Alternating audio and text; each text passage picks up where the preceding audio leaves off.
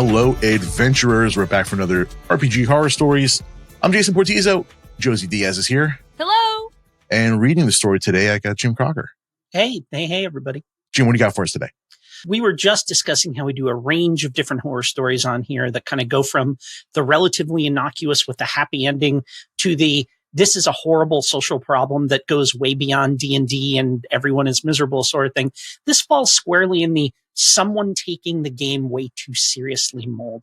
See, those are stories I like. Exactly. So this is posted by Redditor Leon Redblaze, and the heading is, it's FEER-bolg, FEER space BOLG, all in capital letters. Oh my God, I saw this post and I was just like, I don't know what that means. And I just kept scrolling. So I know what a FEER-bolg is, but so it's got the long tag on it, but it's actually really not all that long. And they have helpfully actually broken it into like easily digestible paragraphs, which can sometimes be a problem in this particular subreddit. But let me just jump right into it here. I normally wouldn't post a story like this because it's not as horrible as it is annoying. Oh, I disagree, my friend. We need a few annoying stories to kind of leaven the horribleness, I think.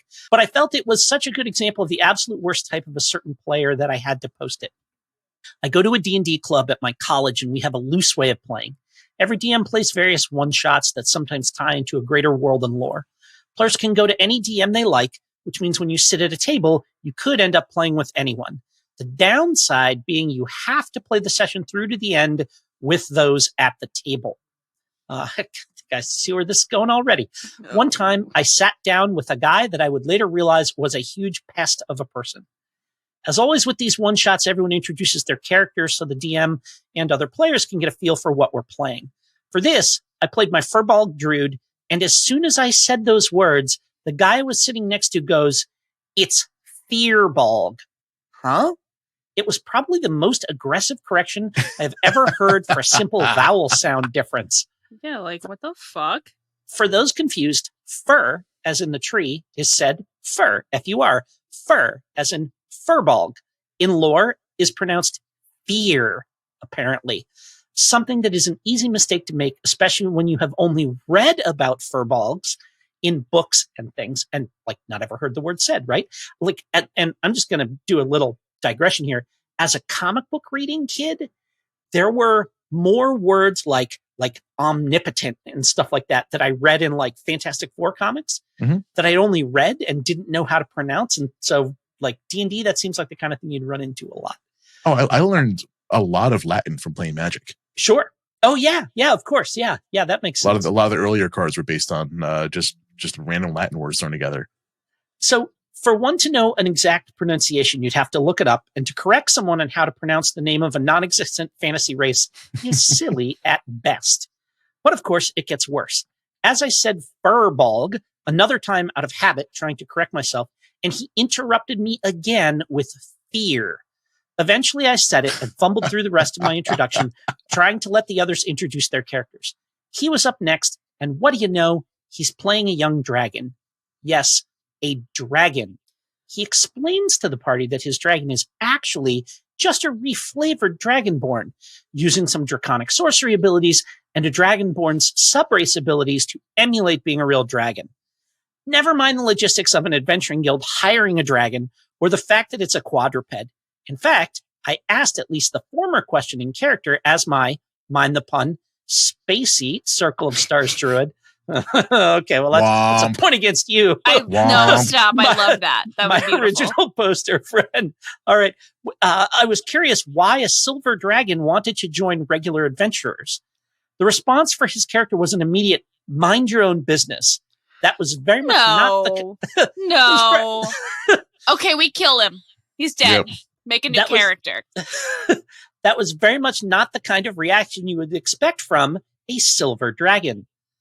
From then on, the guy treated my character in-game as his enemy and would taunt, I presume that's taunt or tease him at every chance he got, which was a good thing because if I'd been playing my half-orc bard barbarian, who was much closer to the upper level cap of this table, he would have probably gotten a +2 axe to the face at some point. Still, another big problem really came in later when we encountered an imp. We were camping for the night during the last watch. One of our allies spotted an imp high in the sky and out of reach from us. Since we were going after an ice devil, we were afraid it was going to go back to warn its master. The player who spotted the imp got all of us up, and the guy playing the dragon looked at me and said, "You're a druid, right? You can change your spells after a long rest?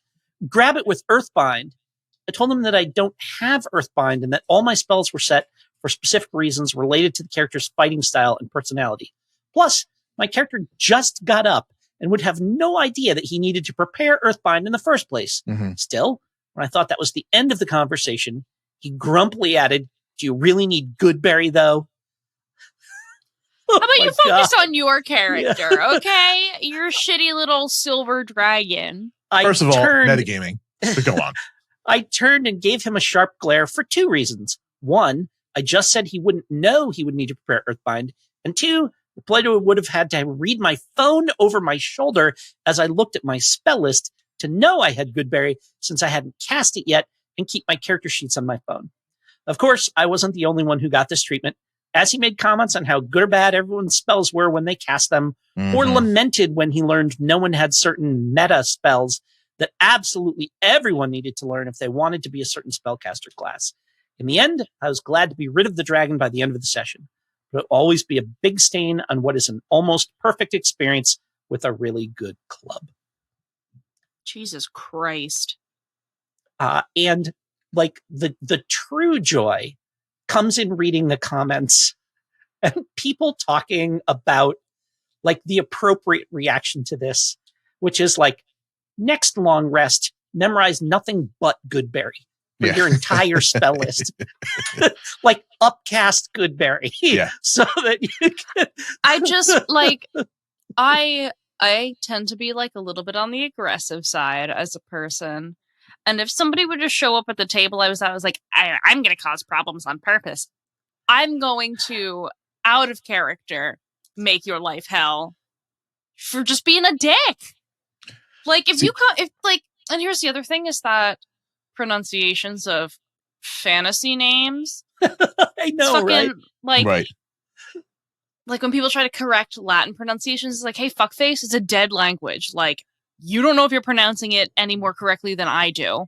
So why don't you just shut the fuck up and let me continue with the monologue I've got going. My favorite part of that story is the whole time Jim called her FEER-bolg. Yeah, that's how I pronounce it. That's how I've always pronounced it. FEER-bolg. Yeah. FEER-bolg. Don't you Good mean enough. FEER-bolg? Good enough. It's like, no, I actually don't fucking mean that at all. The point is, like, do you know what I'm talking about? And if the answer is yes, then we can just move on and all is well. There's other people that were kind of in the comments going, you know, you disingenuously like FEER-bolg? Yeah. Like that? Just go FEER-bolg? I don't understand. Just So double and triple down on your like. Let me just take this in another direction real word. quick. Let me just take another direction. Now, FEER-bolg is not a very common word. Even within fantasy, it's a super, not common one. To which, maybe it is FEER-bolg. I don't know.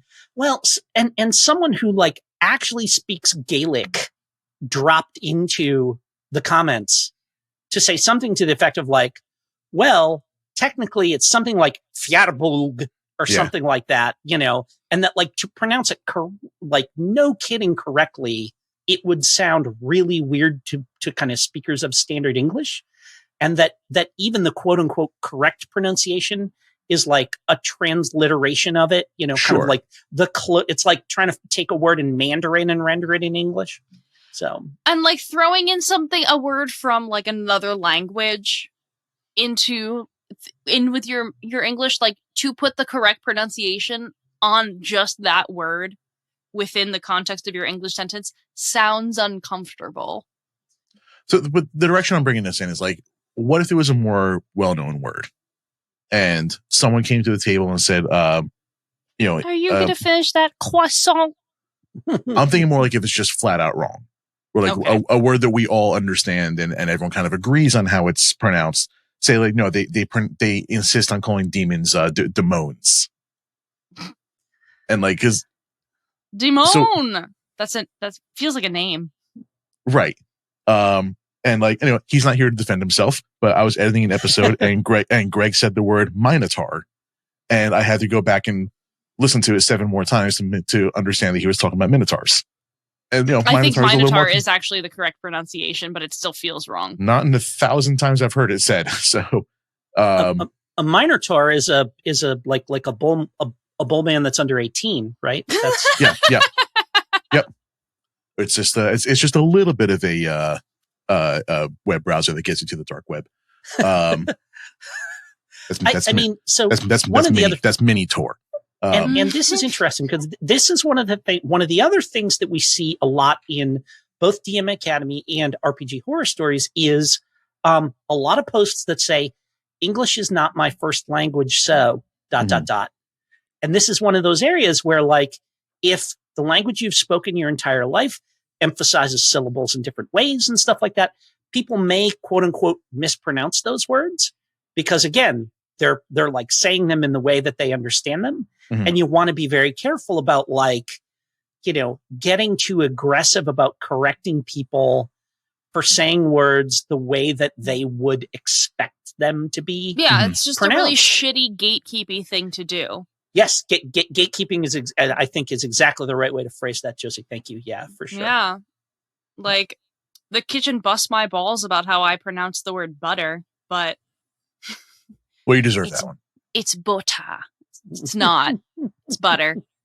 But, like you come into my house? You're going to tell me how to speak my words? Fuck out of here. Nah. Meanwhile, you're speaking English in England. I mean, do they know what you mean when you say that? Oh, yeah, 100%. They know exactly what I'm talking about. So there you go. They're just being fresh with me. They're not actually like, if you don't say it right, I'm not going to give it to you. Yeah, you're not posh. But the thing is, like, I'm not getting... You're right, I'm not. I'm not getting out of the story that it's a dialect or, like, regional issue. It's just like, you know, they have disagreements on how a word is pronounced. And, like, if you are... You know, they're clearly from the same area, and let's assume they're speaking the same dialect of whatever language it is. You know, I'm assuming English, and I'm assuming they're from the same town. If it's a school thing, then, like, you know, there are agreed upon pronunciations of words. I don't think FEER-bolg guy was correct, and even if he was, he's a dick. And there's even ways to do that. There's nothing wrong with saying, I've always pronounced it FEER-bolg. Yeah, it's like I thought it was demon. Everyone agreeing. I name? guess you could. I guess it feels like the GIF debate. That's what it feels like. There's no debate. There's GIF and there's wrong. Yeah. Okay, then I guess I'll go with it's like the Studio Ghibli or the Studio Ghibli. Like, you know, there was an intended pronunciation. It's Ghibli is the correct pronunciation, but nobody says it. Really? Really. There's actually like a reason for it or whatever, but it doesn't hurt anybody to pronounce it Ghibli. Huh. Just don't be a dick about how people speak. I'm just not going to say it out loud ever again. I'm just not going to speak anymore because now I don't believe anything. Shut your mouth. Yeah, and drink instructive, your water, bitch. And I think it's also instructive that, like, we see an example here of something that, like, has been a red flag in other posts we've seen, where it's like if somebody leads with that, chances are good, like, they're not going to get better after that. Yeah, that's how you come in the fucking gate. Worse. Yeah, exactly. Yeah, like that's a red flag going up, like, right in your first interaction. It's like somebody kicks the door of the inn just like wide open and goes, "It's pronounced Jiff, and I will not be taking questions." And it's like, oh, great, this fucker again. This guy. I've there's a lot of people that I agree with, but I just hate how they say it. Yeah. I was like, stop agreeing with me.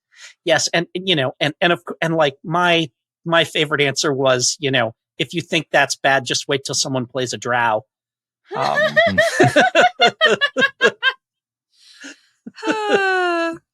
So, on that note, all right.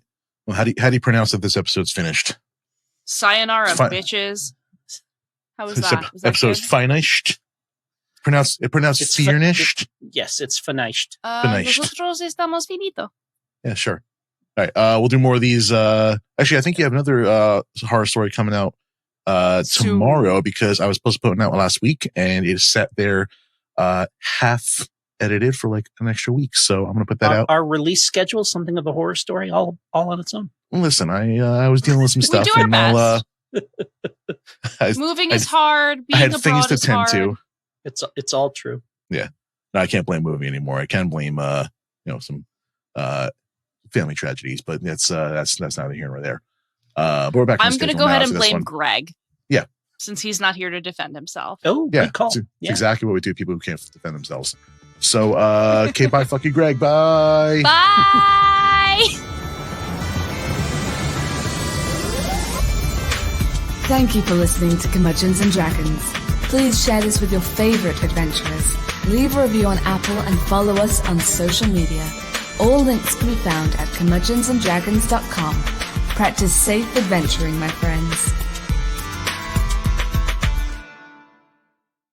This has been a JTP Audio podcast. Thanks for listening.